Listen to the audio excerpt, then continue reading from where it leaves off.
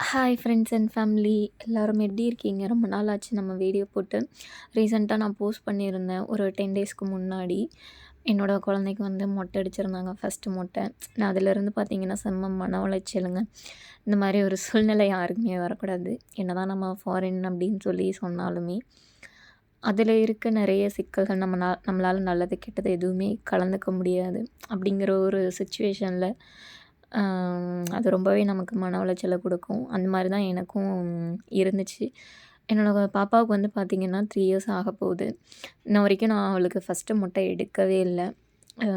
ஸ்கூலுக்கு வேறு போக ஆரம்பிச்சுட்டாங்க. அதுவும் இல்லாமல் ப்ளஸ் வந்து ஹேர் வந்து ஃபஸ்ட்டு மொட்டை எடுக்காமல் இருக்கிறது நல்லதில்லன்னு சொல்லிட்டு, இது வந்து பார்த்திங்கன்னா தடையாகிக்கிட்டே இருந்துச்சு. என்னோடய மாமியார் வந்து பார்த்திங்கன்னா, ஒரு பாப்பாவுக்கு ஒரு 1 1/2 வயசு இருக்கும்போது இறந்துட்டாங்க. அதனால் எங்களால் அப்போ மொட்டை அடிக்க முடியல. நாங்கள் இங்கே வந்தப்பயும் எங்கள் வீட்டுக்காரோட அண்ணிக்கு வந்து ப்ரெக்னென்ட்டாக இருந்தாங்க. ஸோ எங்களால் அப்போ வந்து பார்த்திங்கன்னா மொட்டை அடிக்க முடியல.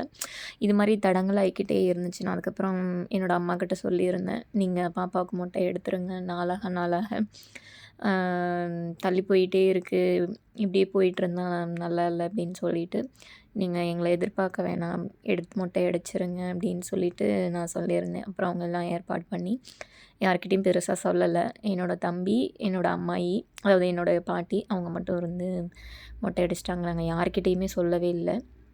ரொம்ப சிம்பிளாக முடிச்சிட்டோம். இது வந்து யூ எனக்கு அப்போ தான் உண்மையாலுமே ஒரு விஷயம் புரிஞ்சது. என்ன ஃபாரின் லைஃப் இது மாதிரி எத்தனை பேர் வந்து ஃபேஸ் பண்ணியிருப்பாங்க அப்படின்னு நான் நினச்சேன்.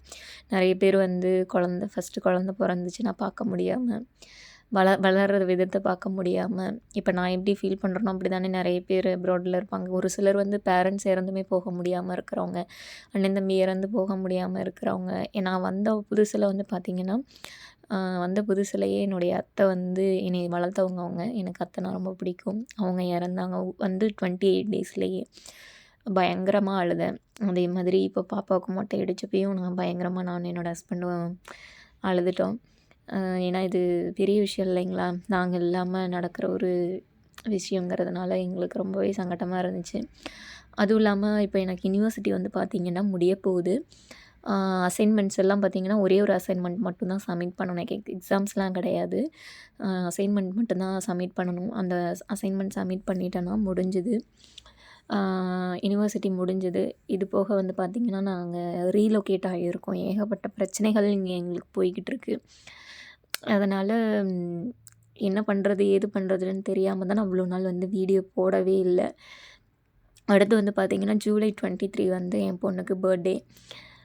அதுக்கு நான் ஊருக்கு போகலான்னு நினச்சேன், இந்தியாவுக்கு வரலான்னு நினச்சேன். பட் அதுக்குமே என்னால் வர முடியல. ஃபினான்ஷியலாக ரொம்ப வீக் ஆகிடுச்சு.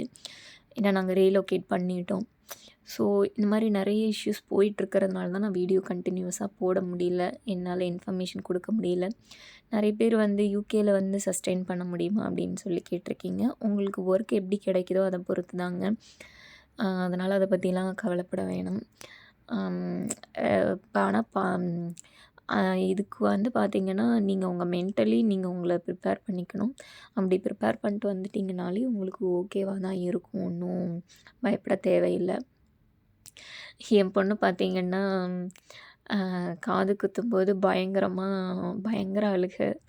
இதை பார்த்ததுமே எங்களுக்கு பயங்கரமாக அழுகை வந்துச்சு. ஐயோ என்னடா அது ரொம்ப கஷ்டப்படுறாளே அப்படின்னு சொல்லிட்டு பயங்கரமாக கத்தி கத்தி கத்தி பார்த்திங்கன்னா டயர்ட் ஆகிட்டா. இது நாங்கள் கெடாலாம் வெட்டுவோம். பட் நாங்கள் இல்லாதனால கெடாலாம் வெட்டலை. சிம்பிளாக கோயிலே வந்து பார்த்திங்கன்னா பொங்கல் வச்சு காது குத்திட்டு அப்படியே வந்துட்டாங்க. வீட்டில் வந்து நான்வெஜ் எடுத்து ஒரு 10 பேத்துக்கு மட்டும் சாப்பாடு போட்டாங்க. அவ்வளோதான். பெருசாக எதுவும் செய்யலை.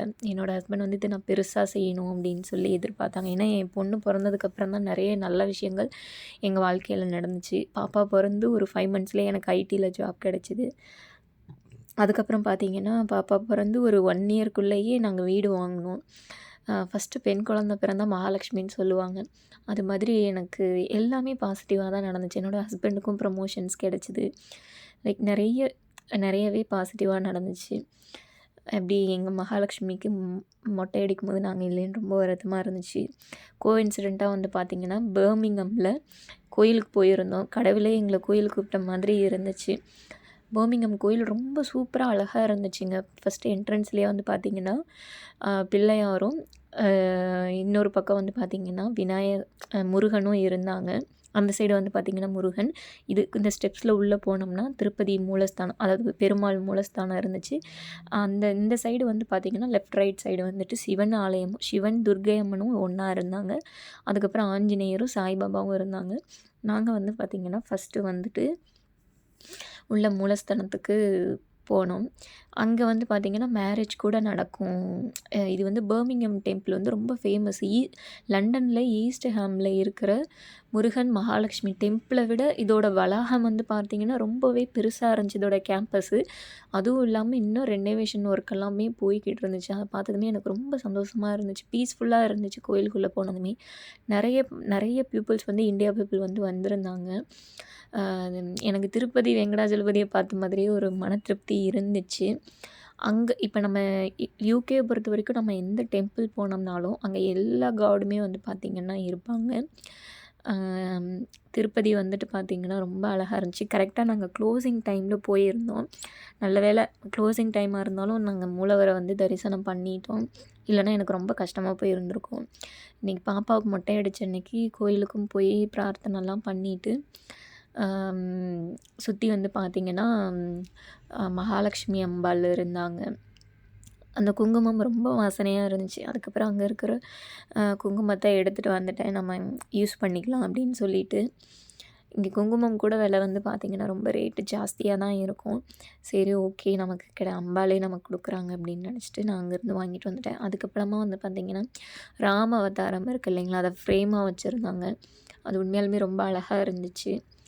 ராமர் மட்டும் இல்லை, அதுக்கப்புறம் வந்து பார்த்திங்கன்னா ஒரு லட்டு வாங்கியிருந்தோம். லட்டு வந்து பார்த்திங்கன்னா கிட்டத்தட்ட 2 பவுண்டு, நம்ம ஊர் காசுக்கு ரூ. 200. அது பெருசாக இருந்துச்சு. பரவாயில்லையா இருந்துச்சு. பரவாயில்ல 2 பவுண்டுக்கு இவ்வளோ பெரிய லட்டு பிரசாதமாக கொடுக்குறாங்களேன்னு நினச்சோம். நாங்கள் கிட்டத்தட்ட ஒரு 4 வாங்கியிருந்தோம். எங்களை கூட்டிகிட்டு போனவங்களுக்கும் சேர்த்து அவங்கள ஆல்ரெடி அமௌண்ட் கொடுத்துருந்தாங்க. லட்டு நல்லாயிருக்கும், மறக்காமல் வாங்கிட்டு வாங்க அப்படின்னு சொல்லிட்டு. பேக் வாங்கினா 1 பவுண்டுன்னு சொல்லியிருந்தாங்க. அதுக்கப்புறம் ஆஃபீஸில் போயிட்டு 4 லட்டு வாங்கிட்டு வெளியே வந்ததும் பார்த்திங்கன்னா சாய்பாபா கோயிலும் இருந்துச்சு. அங்கேயும் போயிட்டு சாமியெல்லாம் கும்பிட்டுட்டு அது மாதிரி இன்னொரு விஷயம் சொல்லணும்னு நினச்சேன். நான் வீடியோஸ் வந்து அப்லோட் பண்ணும்போது ரொம்ப டிலே ஆகுது அப்லோட் ஆகிறதுக்கு. அதனால தான் வந்து பார்த்திங்கன்னா நைட்டு 10:30க்கெல்லாம் வீடியோஸ் வந்து அப்லோட் ஆகுது. அது ஏன்னு எனக்கே தெரியல. அது நான் முடிஞ்ச வரைக்கும் நான் டைமிங் வந்து மேனேஜ் பண்ண பார்க்குறேன். நான் கொஞ்சம் நிறைய ப்ராப்ளம்ஸ் ஃபேஸ் பண்ணுறதுனால என்னால் வந்து உங்கள்கிட்ட ஃப்ராங்காக சொல்ல முடியல. அது என்னன்னு நான் கண்டிப்பாக இன்னொரு நாள் நான் சொல்கிறேன். அதுக்கப்புறம் வந்து பார்த்திங்கன்னா நவக்கிரகங்கள் எல்லாமே இருந்துச்சு.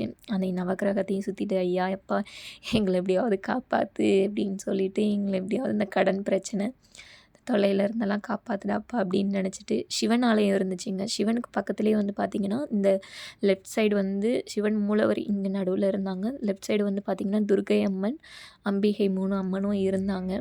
அங்கே வந்து சிவன் இருந்துச்சு. அதுக்கு வந்து நம்ம வாட்டர் ஊற்றி அபிஷேகம் பண்ணலாம். அதனால் அதை நான் பண்ணிவிட்டு இந்த சைடு வந்து பார்த்திங்கன்னா துர்க்கை அம்மன் ரொம்ப இதாக இருந்துச்சு. பார்க்கவே சக்தி ரூபமாக அழகாக இருந்துச்சு. அதை பார்த்ததே எனக்கு கொஞ்சம் புல்லரிச்சிருச்சுன்னு வச்சுக்கோங்களேன். இதெல்லாம் பார்த்ததே எனக்கு ரொம்ப என்னோடய கவலைகள்லாம் ஓரளவுக்கு கொஞ்சம் குறைஞ்ச மாதிரி இருந்துச்சு. நான் இதை ஆக்சுவலாக ஷார்ட்ஸ் வீடியோ எடுக்கலாம்னு சொல்லிட்டு தான் வீடியோ எடுத்தேன். பட் ஓகே, ஃபுல் வீடியோவாகவே நம்ம அப்லோட் பண்ணிடலான்னு சொல்லிட்டு ஃபுல் வீடியோவாகவே அப்லோட் பண்ணிட்டேன். எனக்கு உண்மையாலுமே ரொம்ப மனசுக்கு திருப்தியாக இருந்துச்சு. இப்போ இதை பார்க்கும்போதே தெரியும்.